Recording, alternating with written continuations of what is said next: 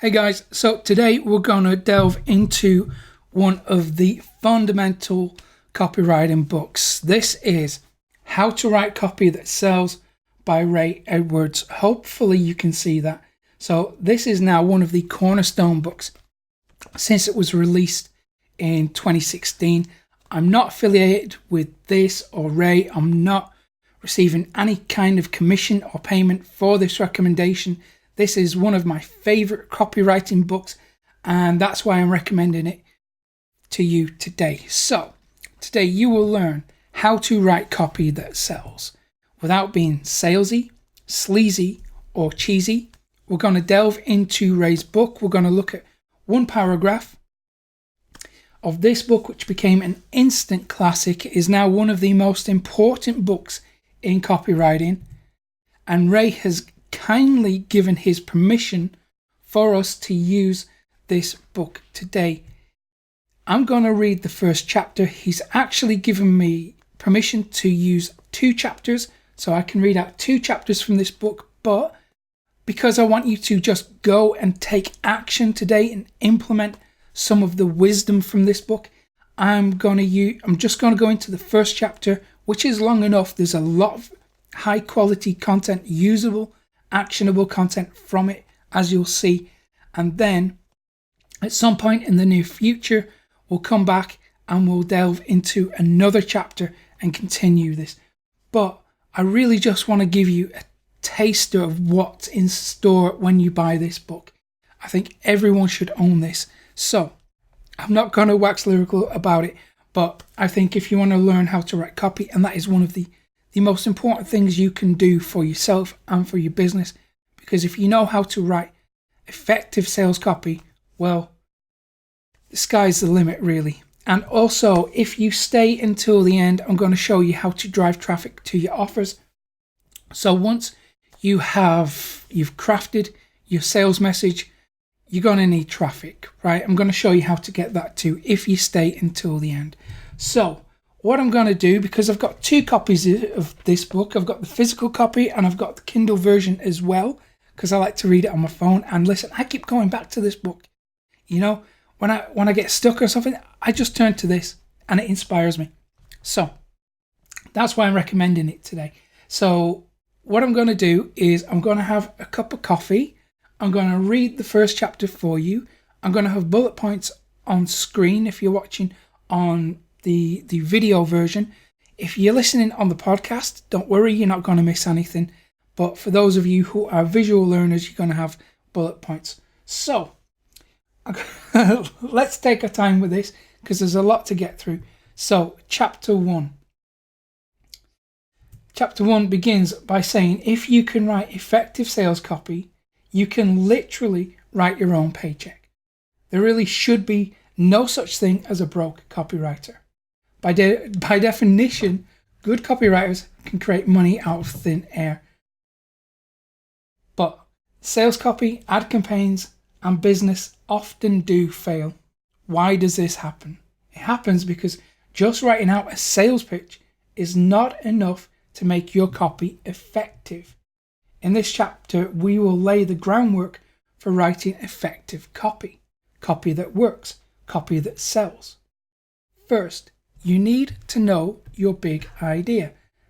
We start with this. What are you selling? How does it benefit your customer? You must distill this big idea down into a single clear sentence, clarifying and articulating your big idea or copy thesis. This is a crucial step in the selling process.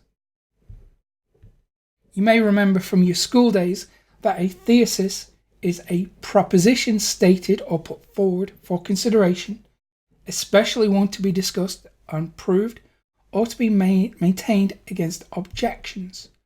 That's from dictionary.com. I can't think of a better way to define a sales message. The getting of that sentence may be hard work, it may take time, but in the end, it should always look similar to this.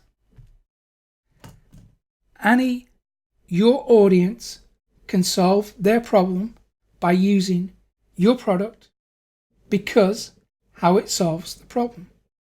Examples of a strongly constructed copy thesis are: any parent can improve their child's behavior by using your best kid now because it makes good behavior automatic. Another example: any baby boomer can build a business from home by using the profit from what you already know course because it shows you how to turn your knowledge into profits. One last example: any obese person can become lean and fit by following the Free from Fat Forever diet because it uses your body's built-in fat-burning furnace.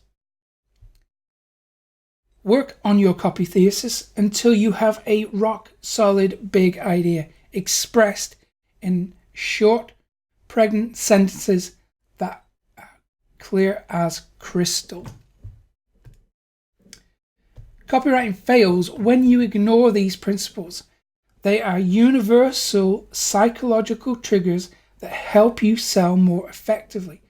The problem is, the field of copywriting is strewn with misleading, manipulative, and even in some cases, malicious techniques. You can hardly swing a cat without hitting a copywriter who has a formula for copywriting. Some of these formulas are actually quite good. Many, however, are based on tricks of manipulation and psychology that are more than a little morally questionable. I'll repeat that: more than a little morally questionable. The framework I'm going to share with you here, though, is intentionally based on universal principles that are focused on doing good and helping people make decisions that are in their own best interests. So to sell more, pastor your customers. Most people associate the term pastor with the preacher at church.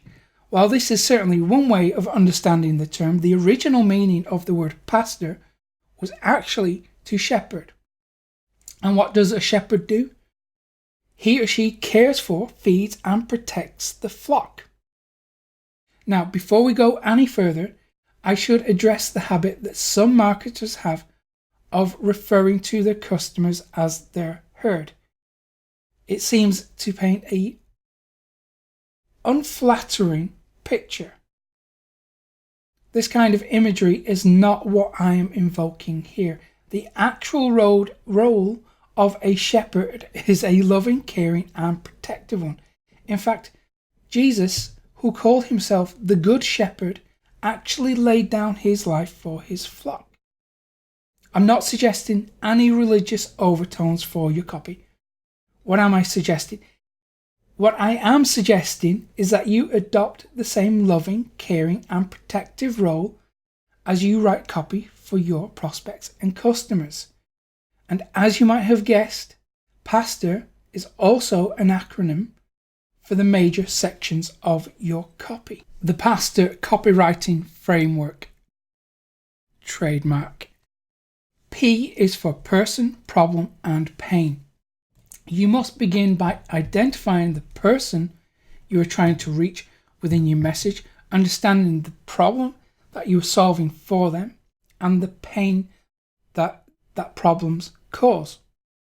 And the pain that problem causes.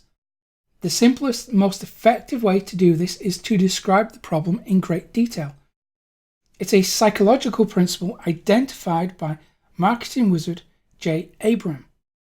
The more accurately you can describe your reader's problem in terms they relate to, the more they instinctively feel that you must have an answer to that problem. Use the reader's own language. Use the very words and phrases they use to describe the problem they want to solve. For instance, if you are writing about fitness and weight loss, you might begin by describing the current situation this way.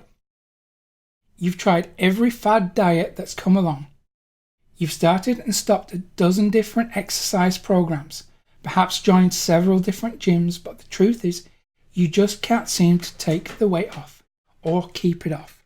Perhaps you're even feeling a little disgruntled with yourself and your inability to control your eating and your weight. You feel like no matter what you try, it's not going to work. It's a good example. Remember, you're not judging their behavior. Rather, you are describing their experience as it currently is. This means you have to understand their experience as it currently is. You have to know your audience and what they are thinking. As the great copywriting legend Robert Collier said, you have to join the conversation that is already taking place in the reader's mind. You must speak to the person, expose the problem you are helping solve, and make a clear connection to the pain the problem causes. Person, problem, pain. As Zig Ziglar often said, selling is essentially a transfer of feelings. You can't transfer something you don't have.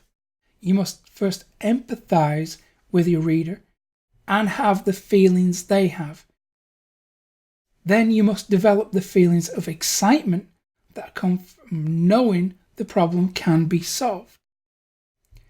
Next, we need to turn up the volume on that pain. A is for amplify and aspirations.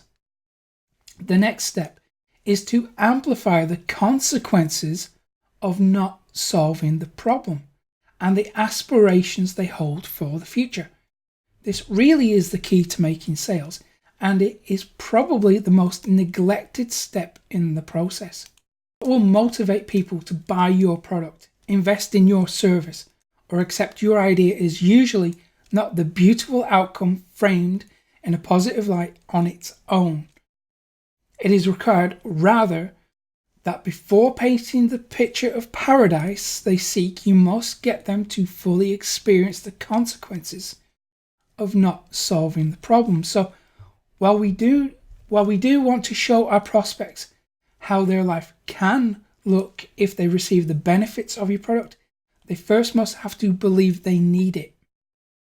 Even more important, they must want the solution you are offering. In other words, what does it cost them to not solve this problem? Let me be clear about this. You need to place a dollar cost on this failure to solve the problem when at all possible.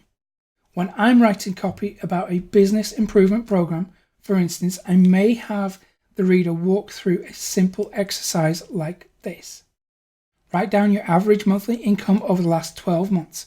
Then write down what you want your average monthly income to be. Let's say that your average income is $5,000 a month, and your goal is to actually make $15,000 per month in your business. What that means, the gap between where you are and where you want to be is $10,000 per month. You're paying a cost of $10,000 every month. You don't solve this problem. Help your prospects to see the real long-term consequences of ignoring their problem. You must make them aware of the price indecision. S is for story, solution, and system. Once you have described the problem, amplified the consequences of not solving it, and painted the picture of paradise, it's time to share the story of how the problem can be solved. This will be different depending on your situation. It might be the story of how you yourself finally solved this persistent problem. It might be the story of how you helped a client or customer discover the solution on their own. It does need to be more than simply a description of what the solution is. Telling the story of Bob, the frustrated business owner who was on the edge of bankruptcy, whose family had lost faith in him, and who, out of desperation, tried one last idea to save his business, is infinitely more powerful than saying, one day, Bob figured out the answer. It should go without saying, but I will say it just in case. The story must be absolutely true. Don't make these things up. If you're thinking, but what if there is no story? I would suggest you just haven't looked closely enough. There is always a story to tell. T is for transformation and testimony. Remember that wherever you're selling, whether it's a home study program, a book, a seminar, your consulting services, anything at all, what people are buying is not the stuff, it's the transformation. When people buy the P90X workout program, they did not wake up one morning and say to themselves, I sure hope today somebody tries to sell me a bunch of exercise DVDs and a wall chart. Those things, the DVDs, charts, etc., are the stuff. What buyers of P90X are actually purchasing is that lean, healthy, youthful physique they want for themselves, the transformation, the delivery method, coaching, online videos, personal consultation, or product in a box is merely the vehicle. Don't get the vehicle confused with the destination. It's also important that you offer testimony, real life stories of people who have successfully made the transformation that you are providing. Study the most successful infomercials and you'll discover that they consist of about 70% testimonials. Most of us will not be writing infomercials, but it's important to remember that there are 3 questions people are asking when you sell them coaching, consulting, or instruction about anything. These questions are: has this person been able to do what they are describing for themselves? Has this person been able to teach other people to achieve the results they are describing? Will this person be able to teach me how to achieve results? Provide them with proof that the answer to all 3 of these questions is a resounding yes. O is for offer. So far, you have defined the problem, clarified the cost of not solving it, told the story of the solution, and helped your reader to visualize the transformation through testimonials from others just like themselves. Now is the time to describe exactly what you are offering for sale.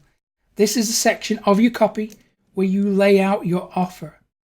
You can even create a subheading for this section called something clever like, here's exactly what you get. Make certain that you focus 80% of your copy on the transformation itself. You do have to talk about the deliverables, the class schedule, the DVDs, etc., but that should only occupy about 20% of your copy in this section. Remember that as you describe the deliverables in the offer section, you must keep tying them back to the transformation and the benefits your buyers will receive. So instead of simply writing that your buyer will receive 8 DVDs, each containing a 45-minute workout session, you might instead write that they will receive 8 DVDs that each contain a body sculpting, fat burning, transformational workout that will help you craft the lean, muscular body you really want. Or is for response. This is one of the areas where copy tends to often be the weakest.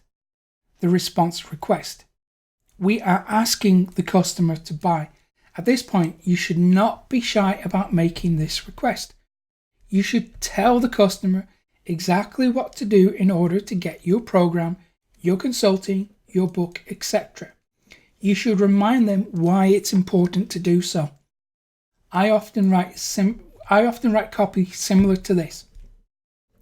You are at the point of decision. You can either continue down the path of least resistance, the path you have already been traveling, or you can choose the road less traveled.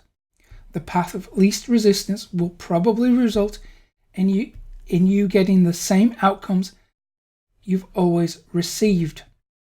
But if you want something different to happen, if you want to change the direction of your health or your relationships or your finances, etc., you're going to have to do something different. Make a new choice and pursue your new outcome. And then I will write very specific directive copy telling them exactly what to do next. Click the button below, fill out the form, and we will immediately ship your entire package to you. It will contain everything you need to get started. Some people shy away from strong language like this, but the fact is, if you truly believe you have a solution that will solve a problem for people, why on earth would you not be as direct as possible in telling them how to get that solution? In fact, aren't you doing them a disservice by not making the strongest possible case? What to do now? So, use this framework to write or rewrite your current sales copy. The key to making this approach for writing sales copy successful is having the mindset of being a pastor. If you apply the principles of being a shepherd to your readers and you follow the sequence of the P.A.S.T.O.R formula, my prediction is you will experience more sales, more profits, and happier customers more often. In the next chapter, I'll give you a very specific outline for writing a highly structured sales message. I'll break the structure into discrete building blocks. The overreaching structure of these building blocks will be formed by the P.A.S.T.O.R framework. Okay, and that's chapter 1 of How to Write Copy That Sells by Ray Edwards. Also, I promised I would show you how to get traffic to your sales offers. I'm going to give you a free training course. It's completely free when you go to profitcopilot.com/traffic. Grab that. It won't cost you a penny. And if you found this useful, give it a thumbs up below, subscribe to the channel too, hit that little notification bell so you never miss an update from me, and I will hopefully see you again in a couple of days' time. Take care.